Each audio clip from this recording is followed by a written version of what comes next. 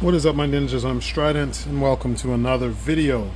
Now, a couple weeks ago I mentioned on the Strident page on Facebook that I would be doing a Joytoy focused video, and I keep my word, so here we are.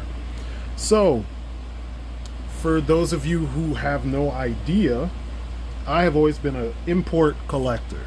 When I started my channel, I was focusing more on G.I. Joes and Marvel Legends, like just about everybody else.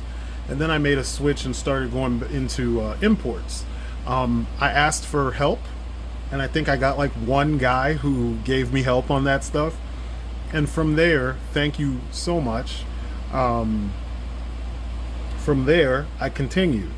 And I've always been more into the import stuff than the US stuff, because it just seems like the import stuff, it goes in different places that US manufacturers and US companies just don't want to go in. You know, the US is stuck on nostalgia, while these other countries tend to focus on different elements of different things. They look at different styles of film, different styles of, you know, sci-fi, different styles of medieval, different styles of cartoony, you know, and then they capitalize on those things.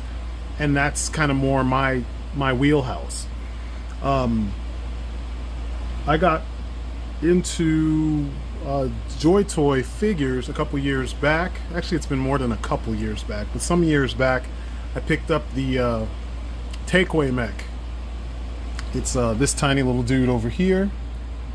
It reminded me of the Viper from I think he was called Viper in Titanfall 2, and so I was like, yoink, gotta get him. So I got him. I enjoyed it. It also reminded me of the Ronin, because he's got that rounded kind of body. But anyway, got him, loved him. The only thing that I didn't like was that I got him with a small 1/24th scale figure, and the figure couldn't fit inside because this figure is meant for a mechanical 1/24th figure that I guess disassembles to become part of this. And it didn't say anything about that in the box. It didn't say anything about that in the instructions. So like, only if you were into, I think this comes from Dark Source, if you were into the Dark Source line and you knew the lore and you knew what all the factions are and what they did, you would know what's what. Now, if I remember correctly, Dark Source is a tabletop game. It's kind of like Warhammer and stuff, but it's a little bit more interactive because the figures are all posable, and you know, you can kind of play more and just move them around on the board less, you know what I mean? You're moving them, but they're physically doing things, you know, and you can get into it that way. I'm not into that stuff. I am into making characters with backstory and personality, as you know from many of my other like videos and reviews that I've done. I came up with a team called Fenris Company, and I've been telling you that they were my answer to G.I. Joe. In recent years, it's become more of a like, what would my answer to G.I. Joe be as a toy line? And it's Fenris Company, and I've started doing what I call the Fenris-Verse, where I take figures that don't normally, you don't really see them anywhere else, and I give them purpose in my universe. You know, figures that some people were on when they first came out, like these wonderful guys over here, which I think are the best figures released by Hasbro in years. And I want to do a revisiting of this figure, you know, down the line, because I want to see if they still hold up. You know, to me they do. And you see, I've done a lot of customization when it comes to these guys. But this is Fenris Company. These guys are the badass team of semi-future soldiers that protect my universe, parts of my universe, my world. So these boys and girls here are the shit. You can see that I've upgraded a couple of them. They're not the focus of the video, but I just wanted to give you some background on how we ended up talking about them and how I ended up where I'm at with Joytoy, because these are mostly made from G.I. Joe bodies. One of them is a 25th anniversary body, plus the parts from the Dollar General wave, that is Safeguard. Another one is actually all the rest of them are Retaliation figures. That's a Retaliation Airborne figure that's been modified, and the rest of these are the Retaliation Joe Troopers, which, like I said earlier, the greatest thing to come out of G.I. Joe in quite some time. And they've bastardized the usage of this body, and they've done a couple cool things with it, but you know, it's easily the best. You all are familiar with Weaponsmith. I've made so many versions of him, but I also am making versions of all of them, because you're going to see them kind of change over time. I know many of you have already seen them change over time, so you know, it's kind of cool to go through and do that.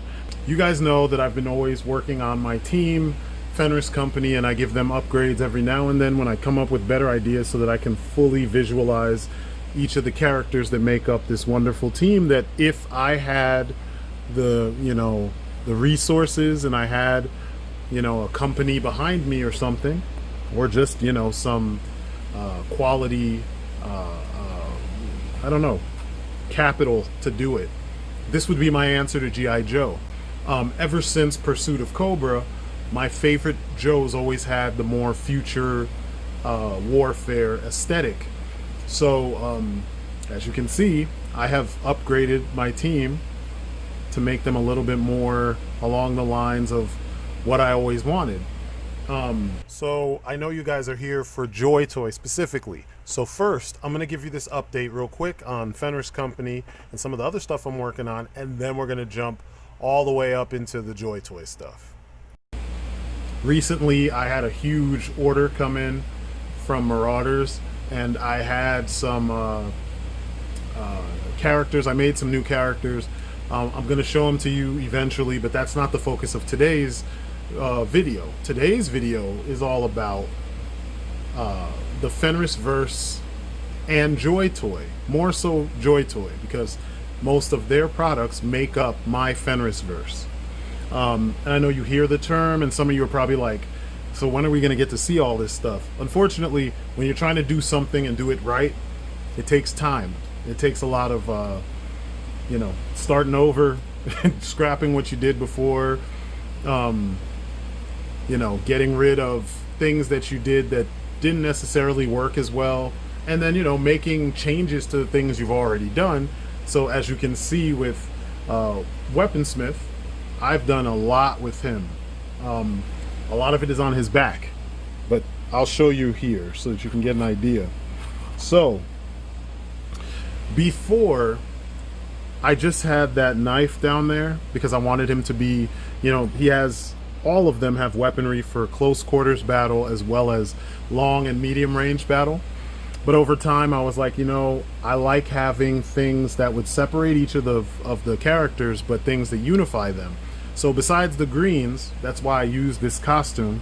It's the shade of green that I want, and I have another version of them that I'll show you at a later date.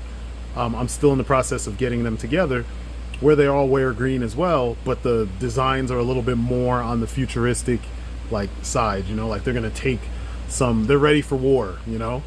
But things I added on recently, clips, and this is a thing that I have an issue with some of the older Joytoy figures, and it's their clips. The clip system they use is not the greatest, and the clips are in the wrong direction. They need to be like this, you know, across, so that the weapon can lay down across their back, and you know, the buttstock can stick up. So I added those clips there. I'll remove, I finally got a scar. So I did a, like I said, Marauders, thank you. So I finally got myself a scar, the silencer on it. Clip can be removed. Love it. I was like, oh shit. Oh shit. So anyway, yeah, I did that, but I have, jeez, my pistol right there, and I have a jump pack a la Titanfall, which brings me back to what I was talking about with the future aesthetic. And then I have this big ass K-bar going across my back. It used to be Killjoys, but Killjoy, Jesus, Kill Streak. And then I switched it up, and I was like, you know what, since he's gonna have a better knife, I'm gonna use that.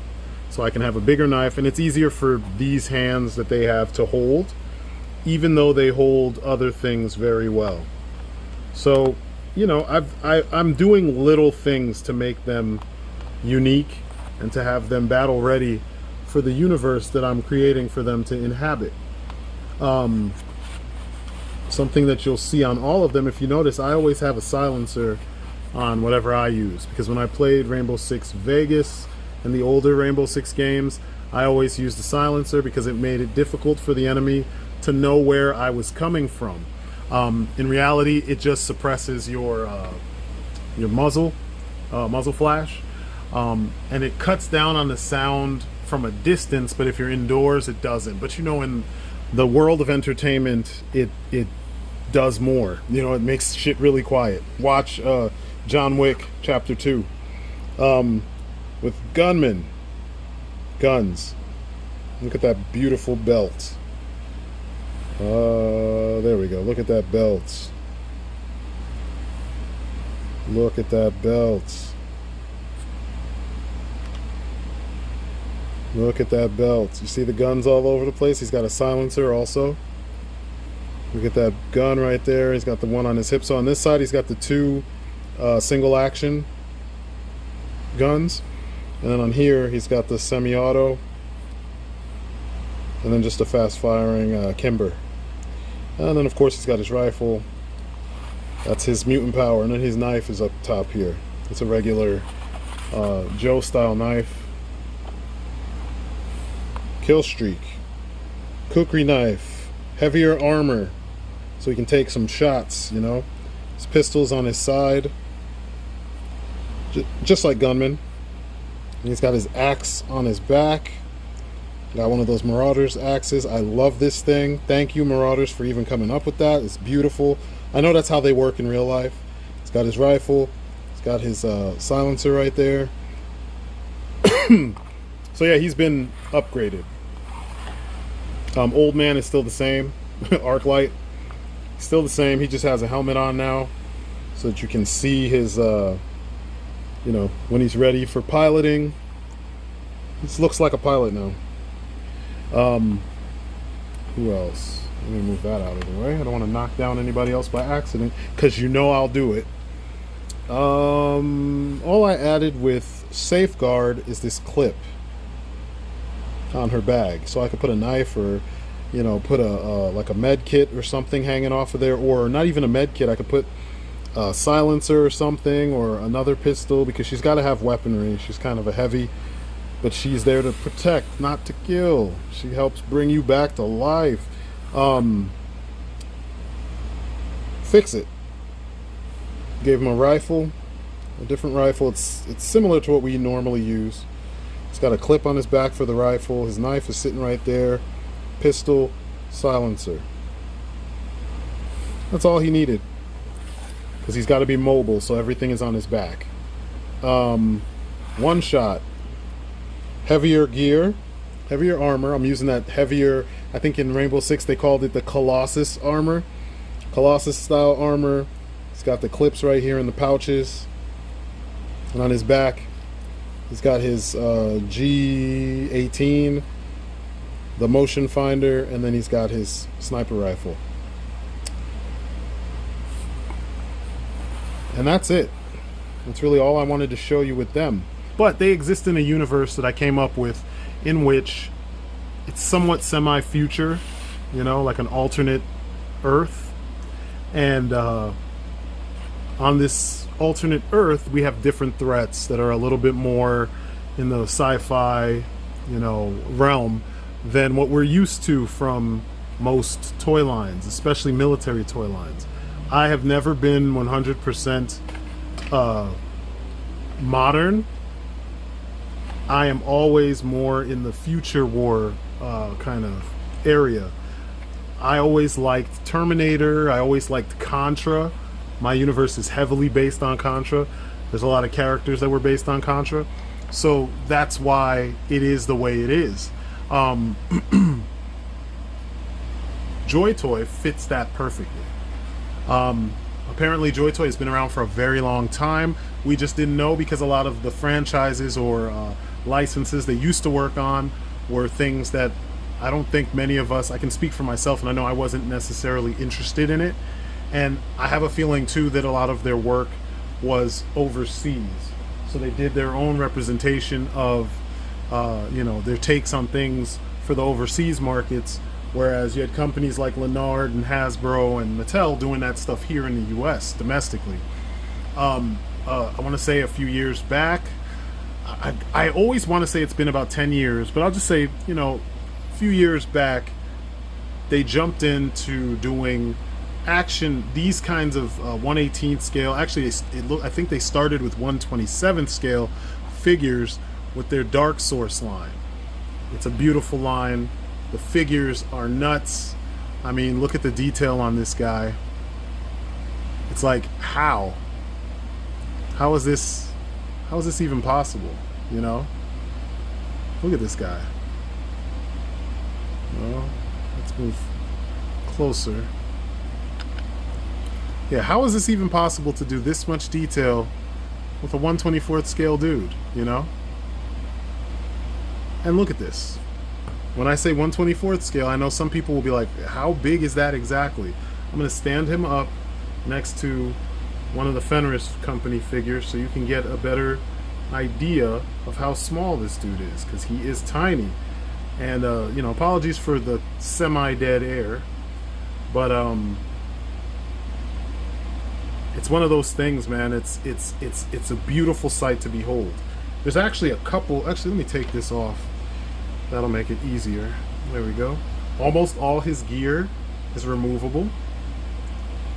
They do come with extra heads, and they use ball joints for just about everything, which had me like, are you serious? Here, we'll use Samuel's. Of course, you would fall down the first try of getting this out there for you guys to see, but whatever. I'm versatile. I can figure it out.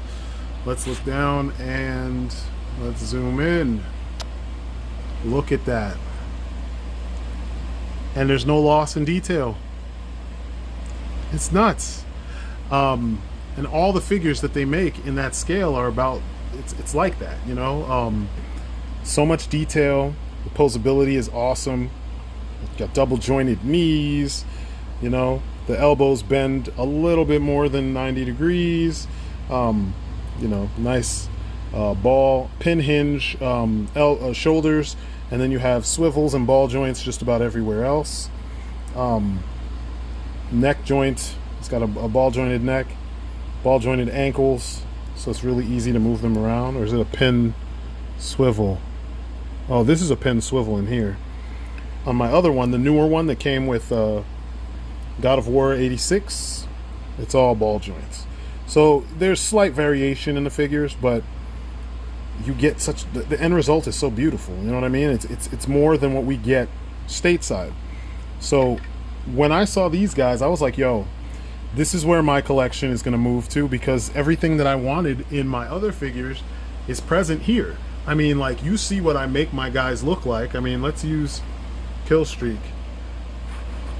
He's got heavier armor on his chest, you know what I mean, pockets all over the place, belts, things like that. Then on his back he's got all his gear.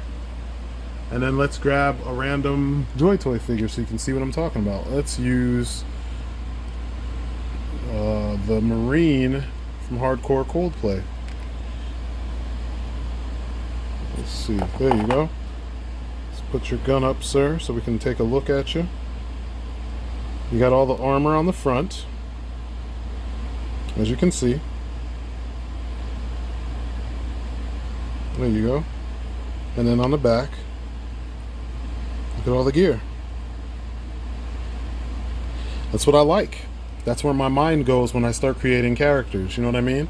And, since I've done this, like, from a character design perspective on paper, when I have the ability to do this in live, for real with my toys, I kind of get carried away, and it's where my imagination just goes nuts.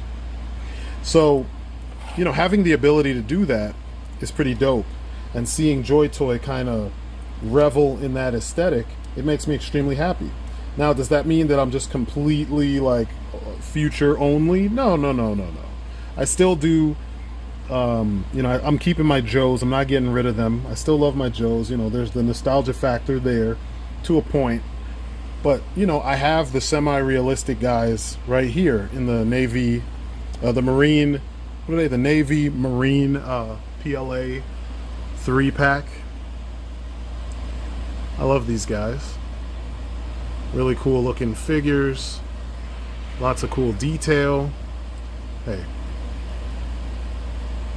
They just look really good. He's using a shotgun from G.I. Joe, which is cool. It works really well. And I know I've heard people say stuff like you can't use Joe heads on these guys, and you can if you really want to. There's very few that I wanted to do that with. Now, I don't see Bruce Willis as Joe Colton, but he will always be John McClane, so I made a John McClane figure, and I think this works, and I didn't have to do anything at all special to get this head on. It fits right up in there in the ball joint perfectly. There's no issues. Still retains all the articulation. There's nothing that you need to do to change it. It's perfect. So you can do that with certain figures, you know. I think he looks perfect. So there is a level of playability with your other existing Joes and stuff.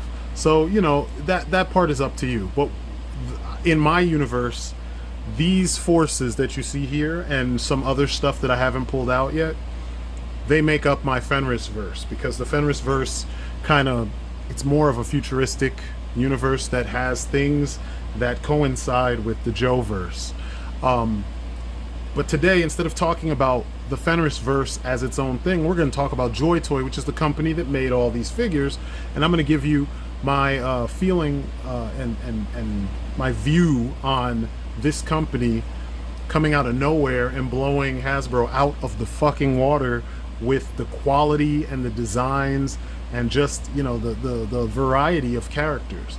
Now, the biggest gripe I have with Joytoy, and I'm going to get this out the way before we even go further with this piece, because I'm going to give them a lot of props in this, because, like I said, they've literally just stolen my attention from other things. You know, I've been focusing so hardcore on Joytoy that I don't even look at a lot of other toy brands, you know. It's all them. But one issue I have with them is that a lot of the gear that you see on the characters gets reused over and over and over, and in some cases you just get the same figure. Like, look at these guys over here. Let me get up closer so you can see. So when you look at Boris right here and the Spetsnaz team right here, it's pretty much the same figure, cybernetic arm and all. I mean, look at these two, same figure, different helmets. This guy and this guy. Only you have them 3 times. You know, and one of them, this is the one I use as the leader, he doesn't have a cybernetic arm at all. But like, when you look at them, gun, same spot. Armor, same spot. Boots, same boots. Cybernetic arm, it's the same type of arm. They could have sculpted something different. The shoulder piece, same exact shoulder piece. Like, that, I don't like that. In this case, I don't mind because they look different enough because of the color and the helmets that I'm like, okay, I can ignore that. But you know, I don't like when they overdo the reuse of certain things. When you look at characters like Red and then the special group, it's the same gear. You see it? Same chest piece, clips in the same place. Same chest piece, clips in the same place, just different colors, slightly different colors. That gets old. You look at him, his alternate helmet is literally this helmet painted blue. One of these guys actually has this same alternate head, the unmasked head. As you go across the line, you'll see that there are characters who reuse the same parts over and over and over. And I get what they're doing, and I understand why they do it, but I want them to stop doing it. Because with all of their releases, we've been getting the same parts over and over and over, and it gets old, because if I'm going to pay $30 for a figure, I want the figures to have enough variation that it doesn't look like I just have 10 or 15 of the same exact character over and over and over and over ad infinitum, just because. That's not fun. You know what I mean? It's not fun. It's not cool. It's not the way that collecting is supposed to work. At least not for me. I know there's those people I see on the groups that I've been leaving where they just buy the same pack 50 times so they can show off on Facebook that they have, you know, 20 of the same guy. That's not me. You know, you do you. That's awesome for you. For me, I want variety, because I get deep into the making of my worlds, you know. I want to give a big shout out to Them Guts. I always mention him whenever we start talking about this stuff, because if it weren't for him with Ramaz over here and the special group up here, I probably wouldn't be as so hardcore, or it would have taken me a little bit longer to get into this. He sent me those guys and it was a wrap. Once he sent me those, I was like, yep, I'm done.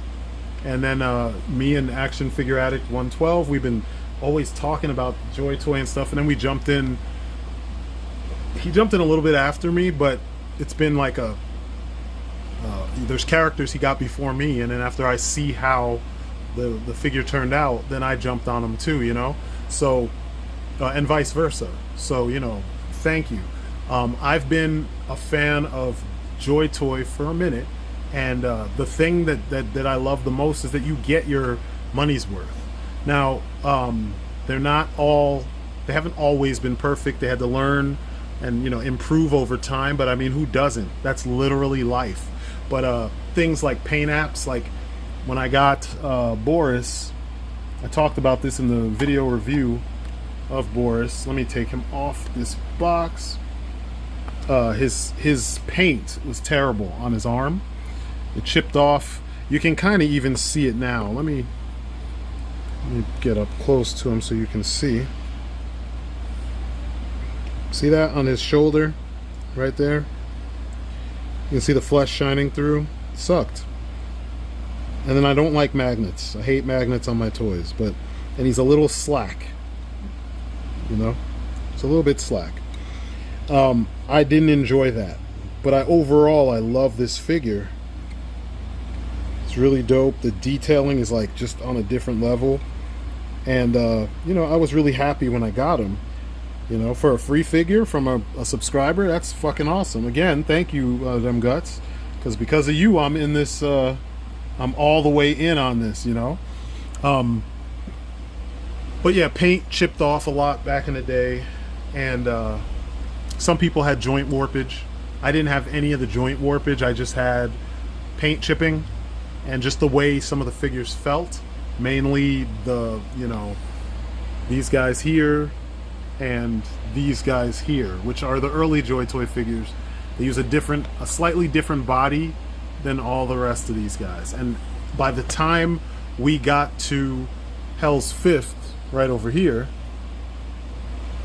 they've improved all the issues that we had with the other figures. So it's not too much you can ask for when the company actually pays attention and listens to what you're telling them is a fundamental flaw, and then they improve on that and move forward with the next releases. I mean, that's essentially what you would want, you know, and that's literally what I wanted, and that's why I'm a big fan of this company, and that's why they're getting my money right now, because they do everything that, you know, a collector like me would want.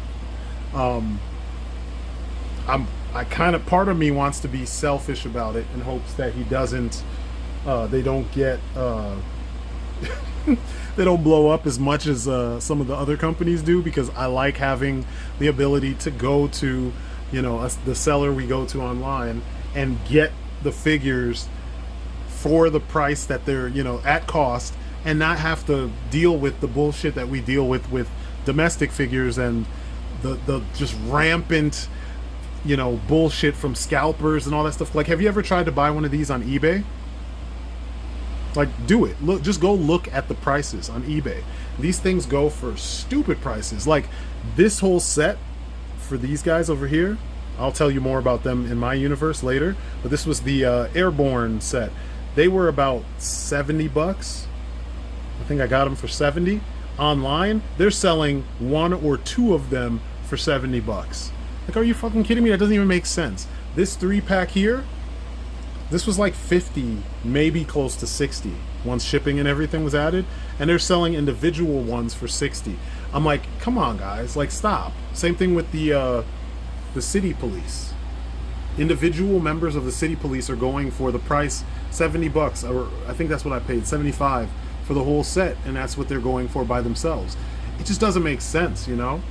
And everything is not Marvel Legends, you know, so you can't treat it like that. But that's the way American sellers and, you know, people who have been, their introduction to collecting started with Marvel Legends, they treat everything the same way that they treated Marvel Legends, and I just don't want that for Joytoy. I want Joytoy to stay direct from the company.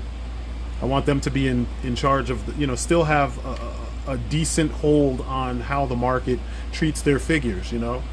Don't jump on the bandwagon of having like other exclusive stores and all that shit. Like, just keep selling your figures the way you're doing it, so that you can control the prices, and so that, you know, people can get your figures. Because, you know, one thing I'm tired of hearing is from bigger companies like NECA, especially NECA, because I'm just about done with NECA.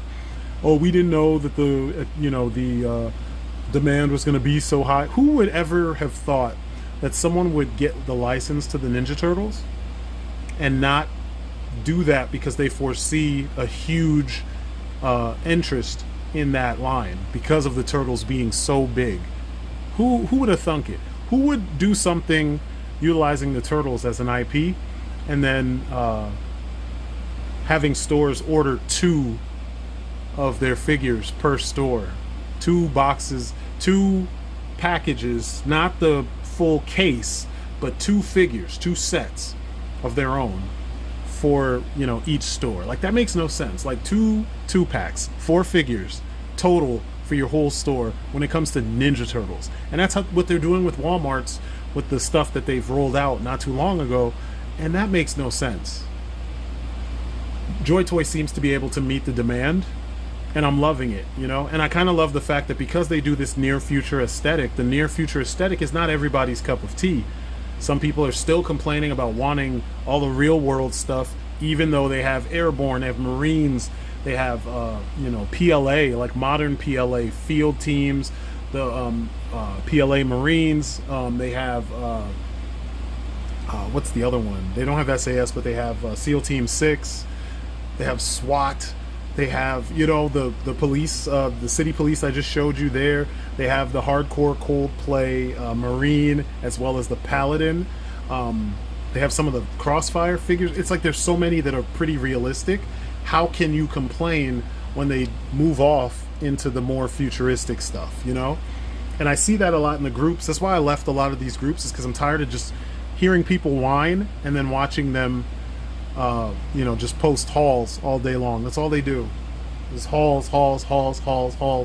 And I get it, that's how you share your collection, but like, what else do you do with your stuff? That's the part I'm interested in. But we're not talking about that today. Today we're talking about this company that made the stuff. But I am I'm all in when it comes to Joytoy. I mean, there's no other way around it. They just do exactly what I want to see when it comes to action figures, you know? And some of the new stuff that's coming out, and I'll try to see if I can put, you know, pictures of the newer stuff over top of what we're looking at right now. It's just amazing. But these guys inspire the hell out of me, and I would love to, you know, work with them in some kind of way, because, man, this is literally what I was looking for. Now, if you've been on my channel, you know I'm a huge fan of Titanfall. Titanfall is my favorite FPS of all time. Titanfall 2. I think it's the best one I've ever played, and I've played a lot of them. It's just the campaign is just amazing. You do things in that game that you're just like, I've always wanted to do some of this stuff, and then other stuff you're like, I've never wanted to do, nor did I think I could do it. And then you do it and you're like, holy shit, I just did that. And it's awesome. And the battles are just, they're on a different level. There's a stage where there's a giant complete attack on a ship with just Titans, you know, and I mean, there's regular soldiers on foot, but it's like 50 Titans. It's awesome. You come off the drop ship and you storm the what you call it, you know, the facility, and then you jump onto the ship, and then it continues and it just gets more and more insane as you go along. It's just awesome. So that's the kind of stuff that I always liked to want to recreate, because I grew up on Contra, and Contra has similar situations to a lot of what you find yourself in Titanfall, except you're in a Titan in Titanfall in many of those situations, but there's a lot of platforming and jumping and all that stuff. So that's where my brain goes. I like when my heroes are mobile, they're jumping around, they're flipping, they're fighting giant robots and aliens and demons and all this crazy stuff, and they're barely surviving, you know. But that's my wheelhouse, and with Joytoy I'm able to do that because their figures are all based on designs that fall directly in line with the designs that I like to do. I mean, like, for instance, one of my favorite artists is Clement Suave. This is some stuff that's in my portfolio that I did. And as you see, it has that similar Clement Suave aesthetic. Here's the stuff I did for the Collectors Club, both black and white and in color. So, you know, this is my aesthetic. You know what I mean? This is where I work. Look at Griffin.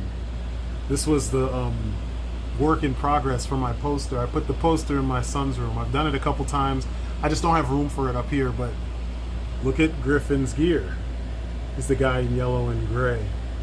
It's literally the Joytoy, the same as the Joytoy aesthetic. So that's where I'm at, you know? So they're just literally speaking my language, and I'm all here for it. So I'm gonna just talk about a couple characters that, a couple teams and things that stand out to me, and then we're gonna call it a day. I did a version of this that was a little bit longer, and I figured, you know what, let me do a more concise version and go from there.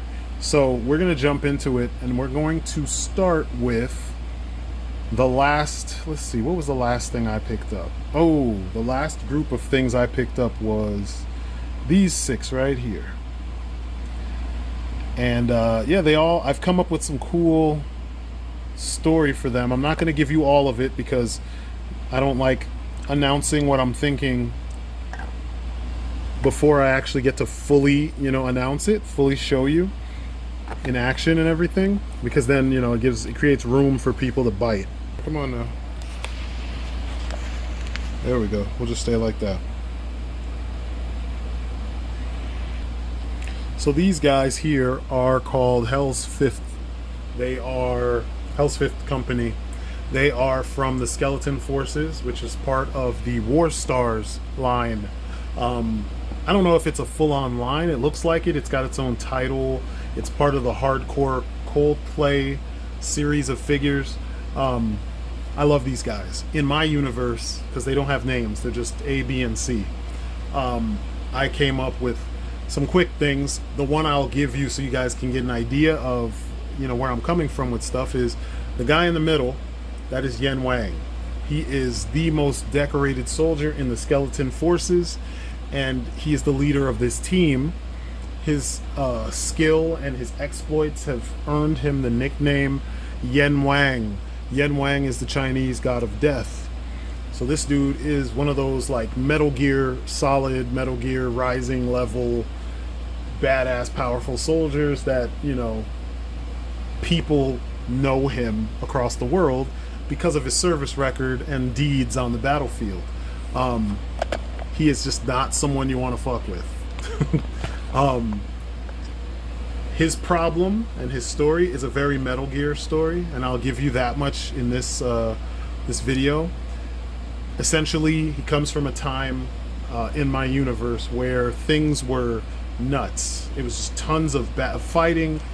Essentially, it was the Third World War, and the fallout of that Third World War saw people like him not being needed, since the world had kind of calmed down and we're kind of experiencing a more a semi-peaceful time.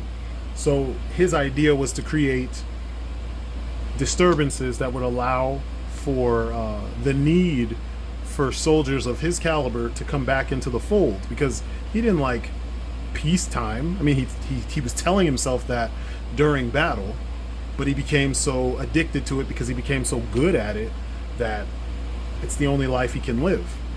And this is a real issue for a lot of people. They come back from, you know, service, and it's hard to go back to your regular life.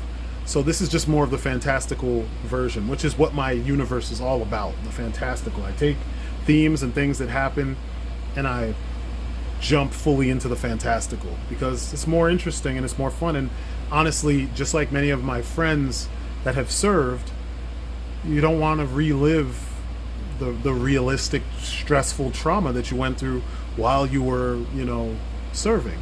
It's not fun. I didn't serve, but I worked in law enforcement. And we had some shit times where it wasn't fun, and you know, bad things happened. And I don't want to necessarily play that with my figures. I want to do huge, bombastic, crazy shit like the Contra version of what I wish the job was like. You know what I mean? So that's what we do with these guys. But I mean, just look at them from head to toe. Beautiful. The details awesome. The fabric, that's hard plastic, but it looks like fabric. You know, it's got a little bit of a shine to it, which gives away that it's plastic, but it looks amazing. I mean, look at the fade on this dude. Look at that. That is fucking dope. Look at that. I was like, damn, they really did this dude up.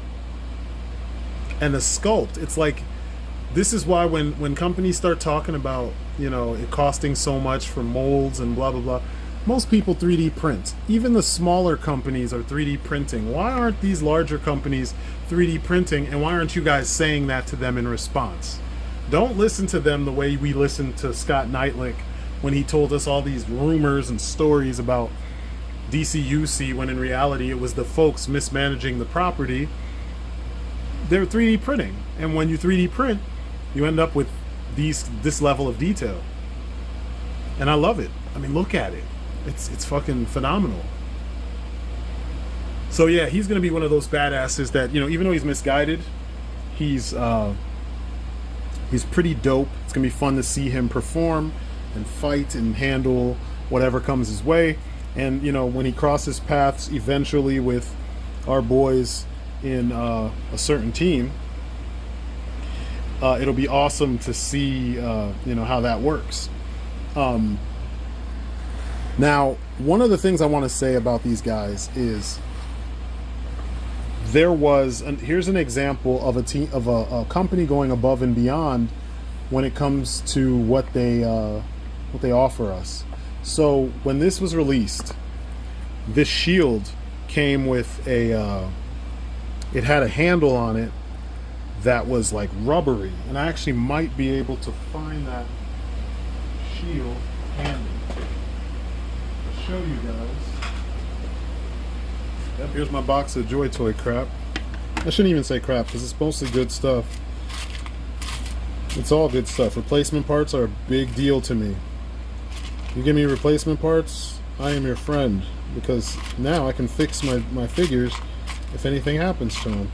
And from all the figures that I've managed to accumulate over the last, I don't know, 6 months that we've been in quarantine, I have a ton of parts. So here's the piece that I wanted to show you. So this piece is the handle that attaches to the inside of the shield. Now the handle itself is a nice kind of rubbery material. It's a little bit on the hard side, but it's softer than what they ended up going with. Now this piece, you can see, is just, it's soft. And I'll show you it on camera so you can see. You see how it just gives. So they replaced it with a harder one. Now hopefully we can see that in his hand. You can kind of see it. And it doesn't at all give or warp. It's just perfect. And they just had it attached to the box, taped in there so it wasn't going anywhere. And yeah, I didn't even realize that was going to be a thing. I thought I had to wait for it. Apparently the people who bought it when they pre-ordered these guys, they had to wait, but all the waves of or stock that came afterwards came with the extra piece on the package. That's what you do. That's how you fix a problem. That's how you cut down on the amount of time and complaining that people are going to be doing, rather than making them wait. And you just, you know, I mean, I'm patient, you know, I'll wait, but they didn't do that to them. They made it where you paid, you deserve a finished product that works, so they gave you a finished product that worked. And that makes me happy, because that's why I'm part of why I'm so about this company.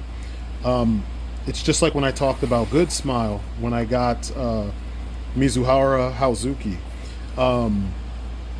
I dig that figure. I dig it a lot, and I wanted it to be perfect so that I can not only review it, but so that I can, you know, play with it. And unfortunately, she broke at the hip. Her hip wouldn't stay on. I contacted Good Smile. I sent them my video, and they sent me, like, I think it was like overnight, or maybe it was 2 days, something like that.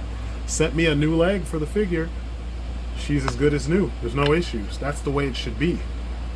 Anyway, moving along, we've got Parrish Company. They are also part of the Skeleton Forces. Now it's weird because in the comic that comes with both of these guys, they're opposite sides. In my universe, these are the soldiers that will be following Hell's Fifth, and they're called Parrish Company because they have been fed a nanomachine cocktail that keeps them from dying, much like the Unisoul project, or like Vamp in Metal Gear Solid 2 and Metal Gear Solid 4, and you know, that sort of thing. So yeah, these guys are going to be the badass foot soldiers that do a lot of the damage on the battlefield, and you'll see a lot of them. I plan on getting another pack of these guys so I can have my lucky number 6 when it comes to these guys. And then yeah, they will be the guys you see on the battlefield, kind of messing things up, causing some chaos. But they're beautiful. The sculpts are amazing. The details are amazing. In this unit, the leader is the sniper, or I should say the marksman, who has a sniper rifle on his back. And one of the things that I didn't like initially about a lot of the Joytoy figures that was done perfectly here is the clip on his backpack. It's actually sitting up this way instead of sitting this way. You know? No, this way. Fuck. Normally, and I'll show you with I'll show you with the special group guys. The clip is sitting the wrong way, so the gun has to sit up across their back. Actually, the hardcore Coldplay guys are similar.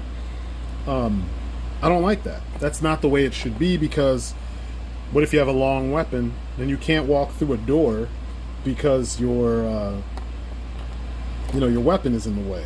You know, your weapon is long ways instead, long ways instead of height ways.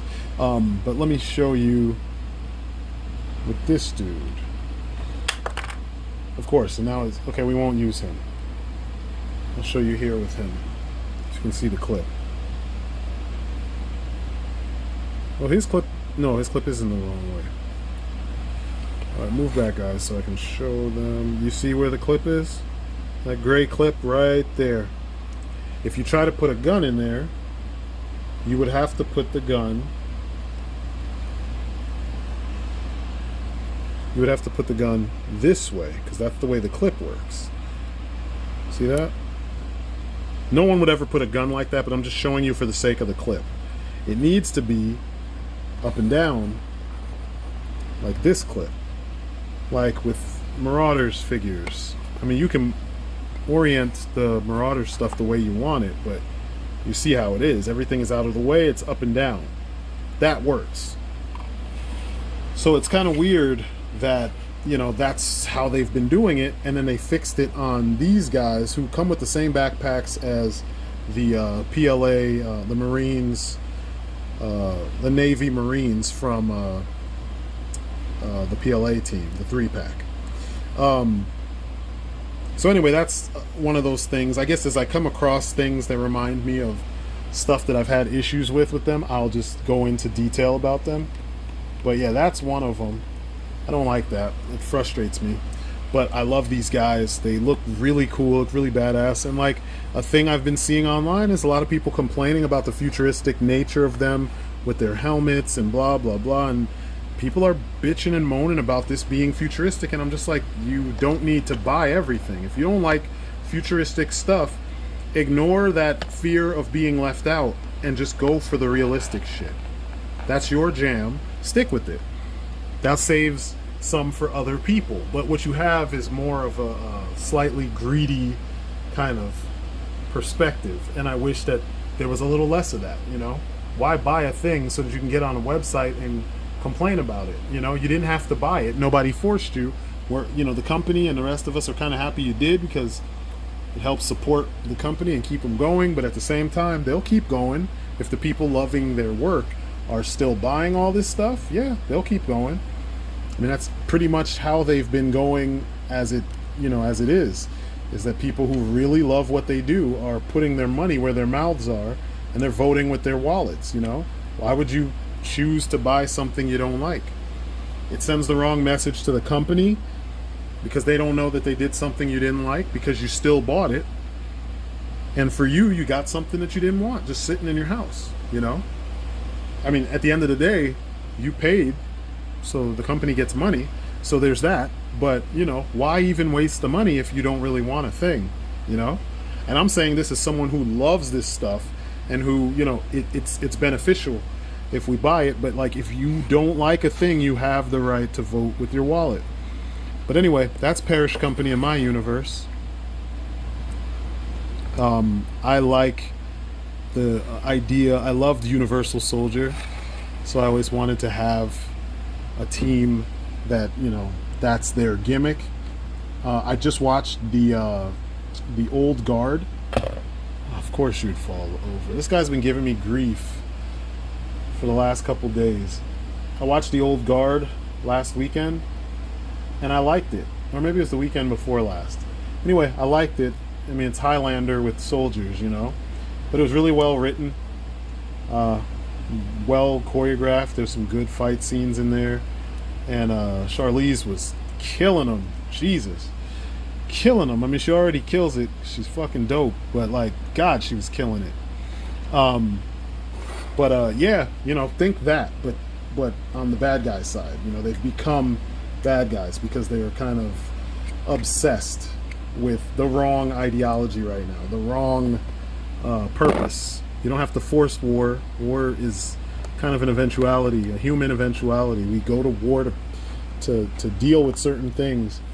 You shouldn't want it, but when it comes, you should be willing to fight. You know what I mean? Because that's kind of what you do. It's one of the things that mankind is good at, is conflict and dealing with conflict. So, you know, it makes sense in a way. Not that I'm justifying war, but I'm just saying that, you know, if an enemy is attacking you, you don't just take the attacks. You're gonna have to fight back. So if you know, something leads us to a situation where we have to fight back, you're gonna fight back. In fact, I guess these guys are calling my attention, so I'll bring these guys out. These guys here, this is the Airborne team.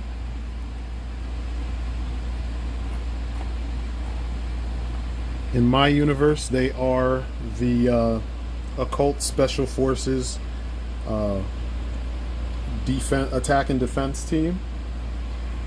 Their code name is the Nail, and they are led by Abaddon. Let me pull back a little so you can see them.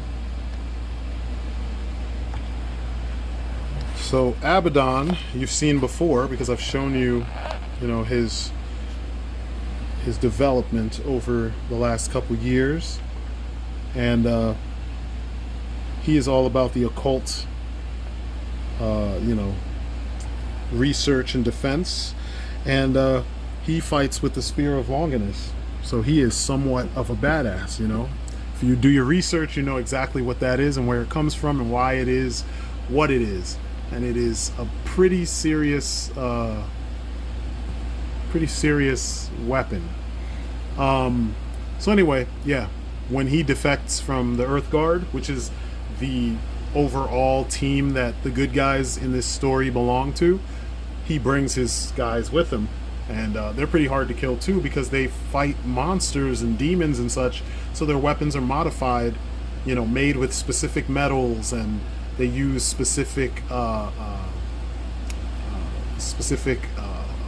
you know, enchantments on their gear to give it that extra oomph to allow them to stand a chance against the occult. So, you know, they've got that BPRD kind of feel to them, and I get to put all my my geek occult knowledge to use in a soldierish kind of setting.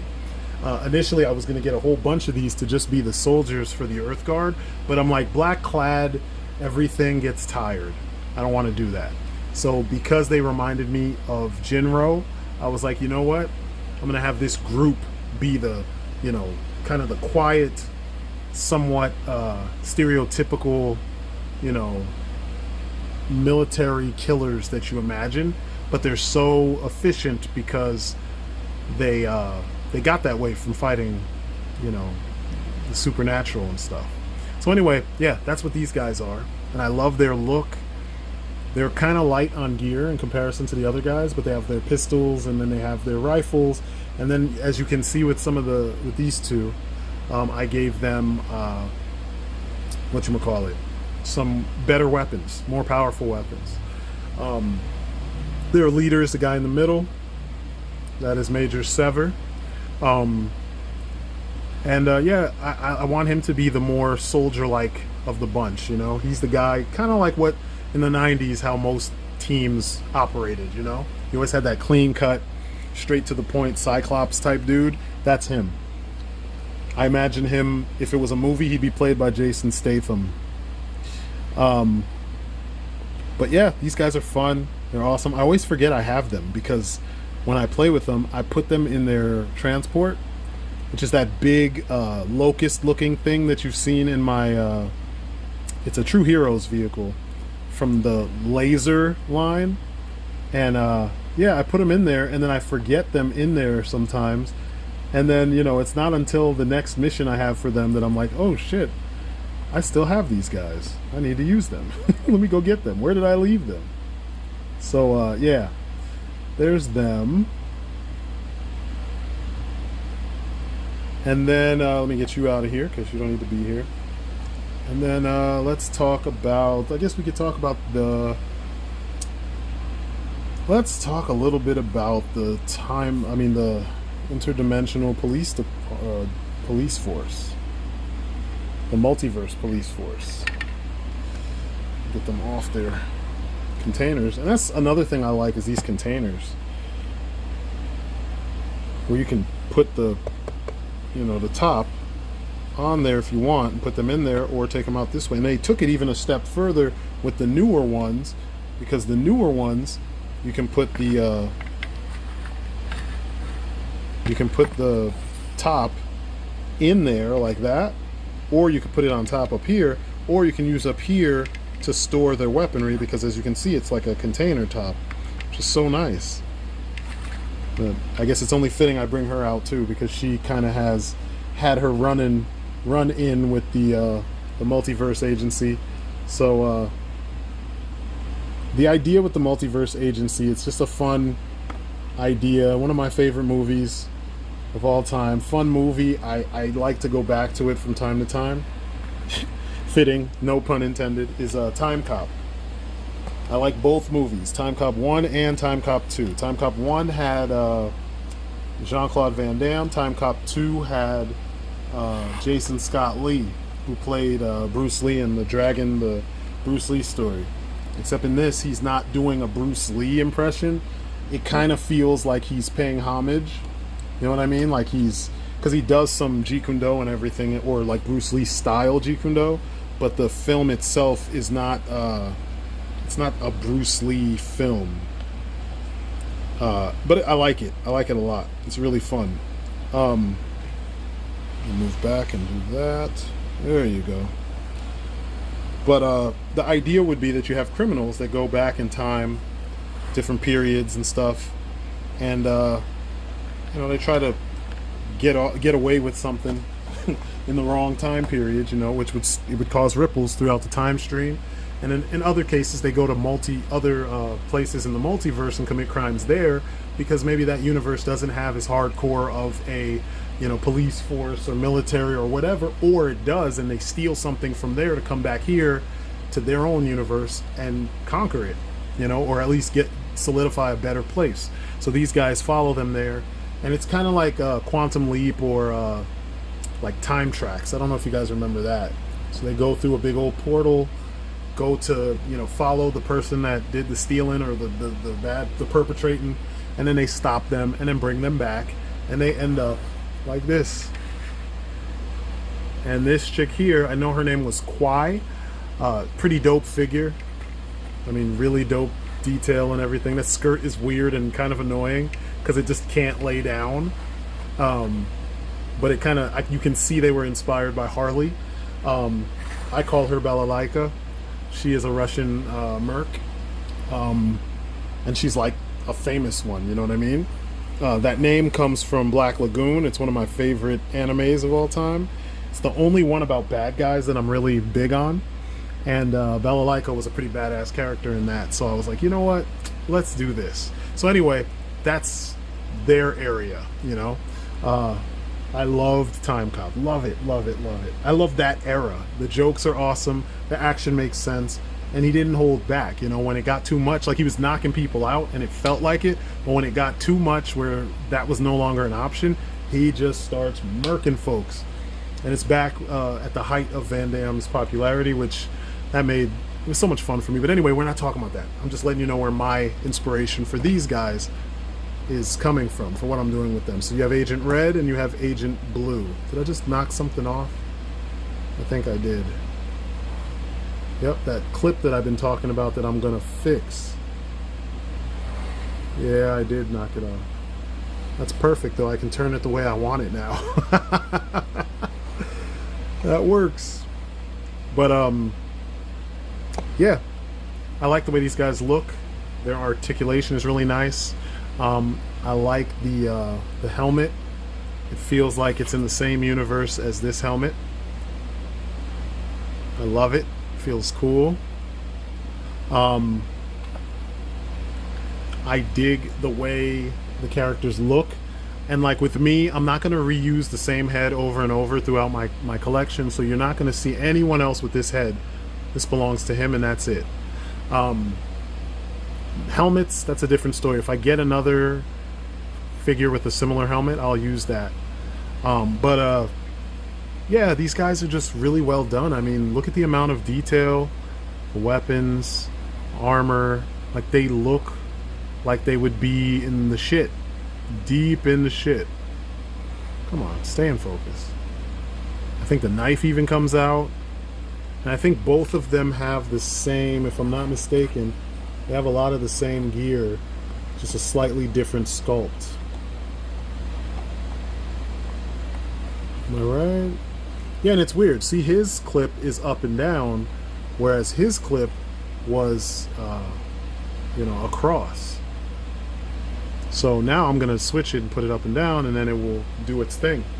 And a lot of this stuff is really easy to fix if you do end up having a break like that, because they're flat surfaces. So you just, you know, put some Gorilla Glue on them, and it's a wrap.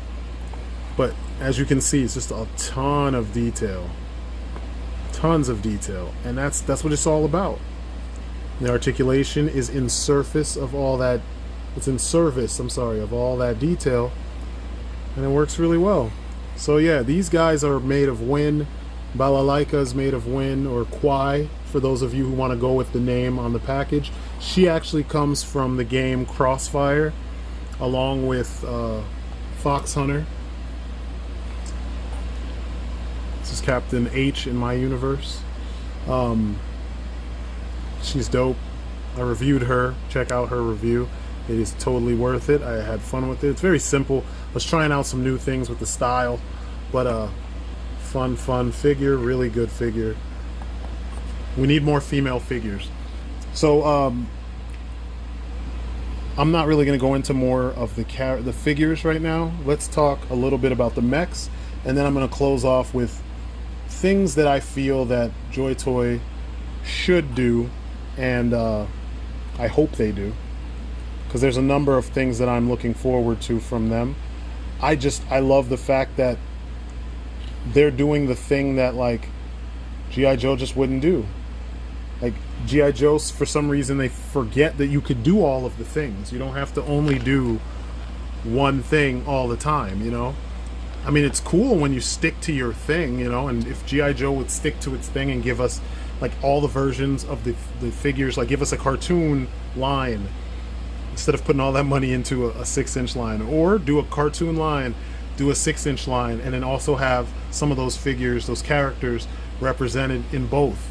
Do movie lines, you know what I mean, which they better do when they do their new Snake Eyes film. Do a little of all of that, you know, so you give people some variety, and that would be awesome. But let's talk about, real quick before I jump into the mechs, the PLA team. I think I talked about them before, didn't I know I talked about them briefly, but they're dope. They're dope, and since my universe is an alternate Earth, I don't have to worry about the political stuff that's going on right now in our Earth.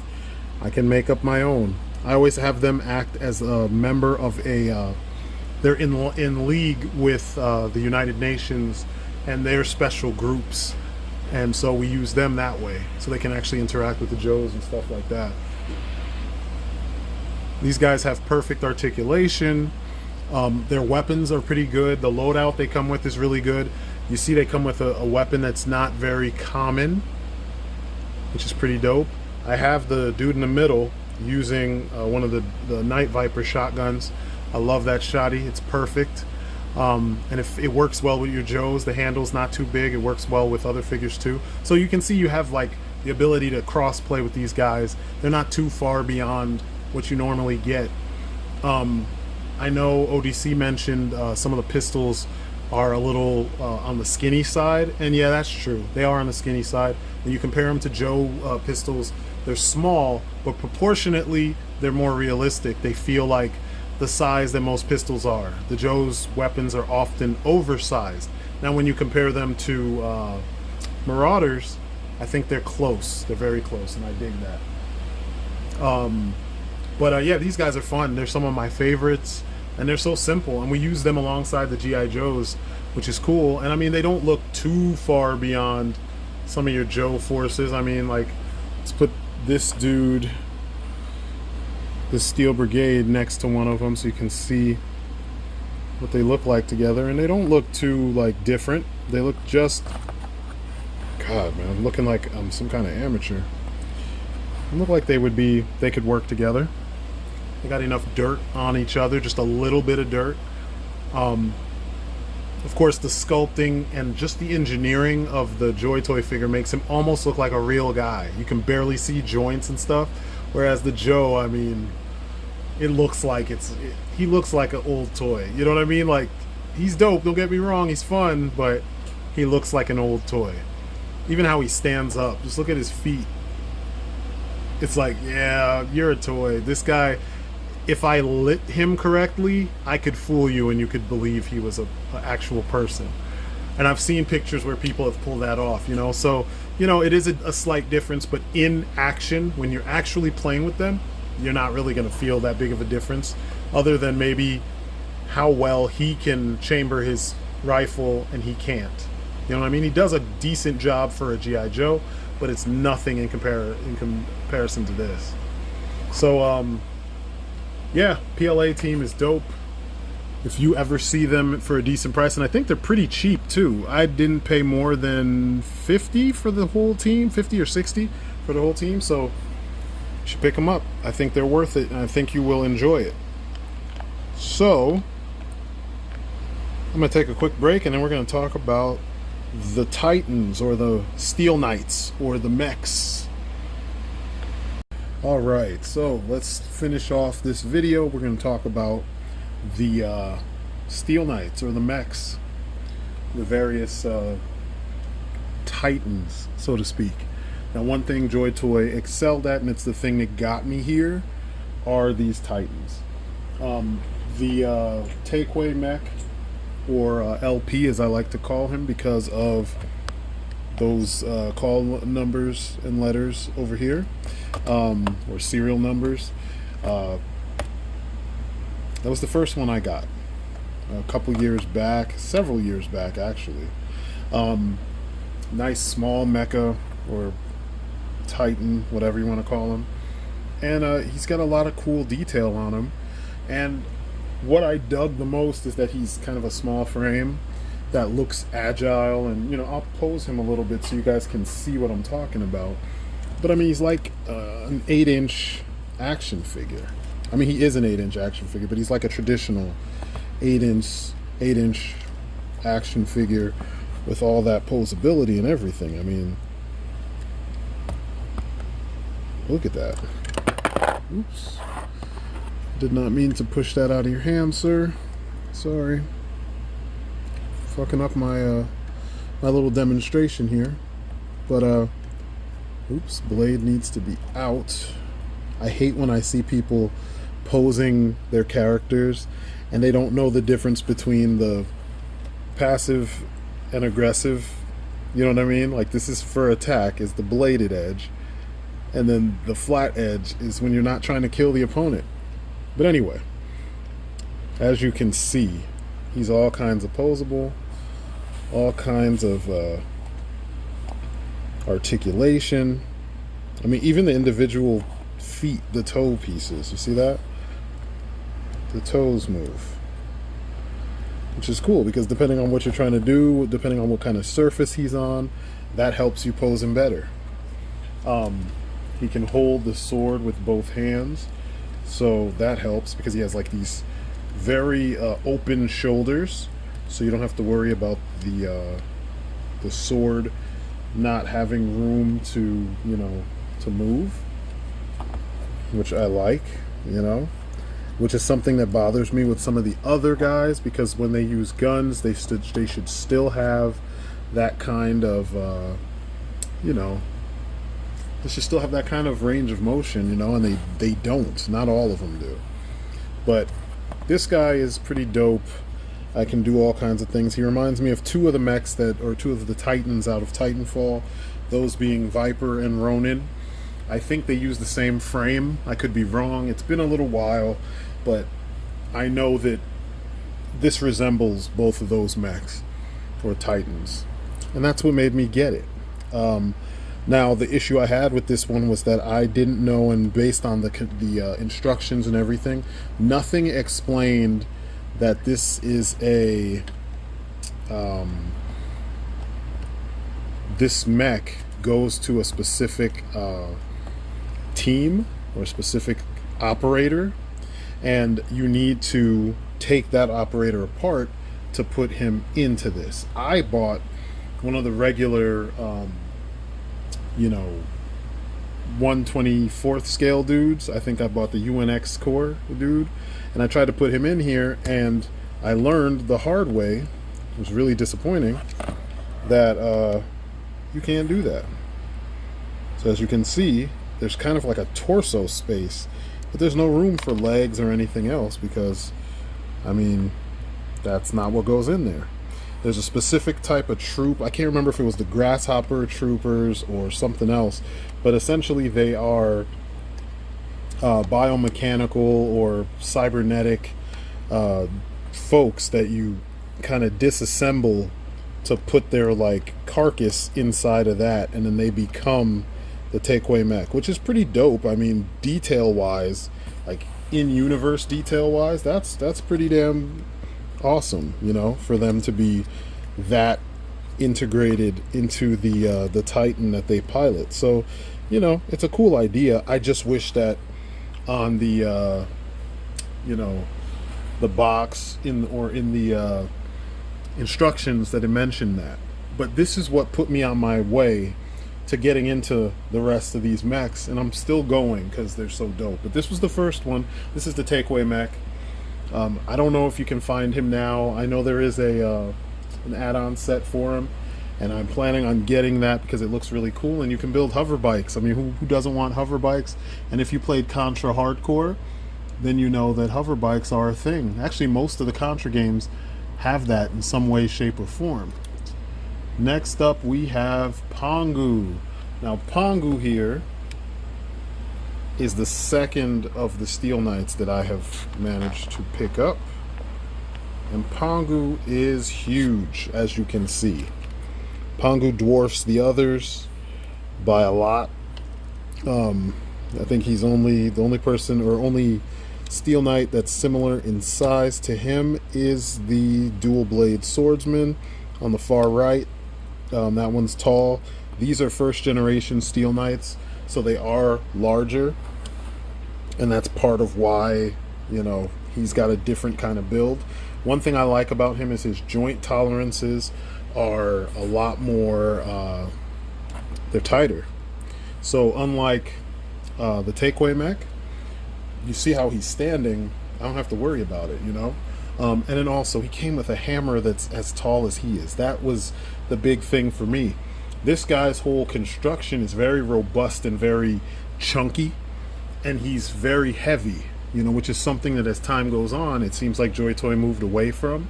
And when I say very heavy, I just mean heavier than all the others. He feels like a heavy armored Titan, and you know, it's just, I don't know, it's dope. But hammers, I can't resist battle hammers or war hammers. I had to get that because of this. I mean, it's also what made me get the attack steel bone, because he came with a hammer. I have some things to say about this particular type of hammer, because it's not just, the hammer itself is not the only function. It does other things, but his hammer is just a hammer. Now, he did come with, and I'll talk about this while we're doing that, he came with a gun, and that is the gun that I have given to Blisk's, or Boris's, his steel bone Titan, and that's this bad boy right here. Now, for me, I love the different loadouts that were in Titanfall, and for me, this feels like he would have been an all melee mech because he's so heavy, and then he would have like weapons integrated into his body, whereas the steel bone mech has weapons, you know, offensive and defensive weapons, light armor, and lots of loadouts, just like the Titans that you use in Titanfall, like BT, etc., etc. So I figured he felt, you know, proportionally and just detail wise, he felt like something out of Titanfall. And just look at how good he looks with that gun, you know what I mean? Actually, let me move him out of the way so we can look at the other guys. But yeah, I mean, this felt legit right here. This felt like that is what he's supposed to, you know, how he's supposed to be. And you know me, I always have to do something slightly different for my guys, you know. I don't ever really just go with the typical, you know, the instructions, essentially. I've never been that kid. Even when I was smaller with my Legos, with my Joes, you can tell just based on the universes that I share with you when I let you know of what I've been doing, I don't follow the template that the company sets for me. I mean, sometimes I do to a degree, but I remember even on the video that me and Chapman Films did years ago, we talked about G.I. Joe, and we talked about how we would like rank the Joes because the cards and the role that they actually played didn't always match. But anyway, I love these dudes. You can see there's lots of armor plating on him, armor on his legs, armor over here on the sides, shielding the waist. There's this big piece right here with the exhaust pipes down there. You've got your thrusters over here so that he can, you know, kind of duck down and start sliding where he needs to go. You know, armor panels on the shoulders that are articulated. If you look closely, you can see that,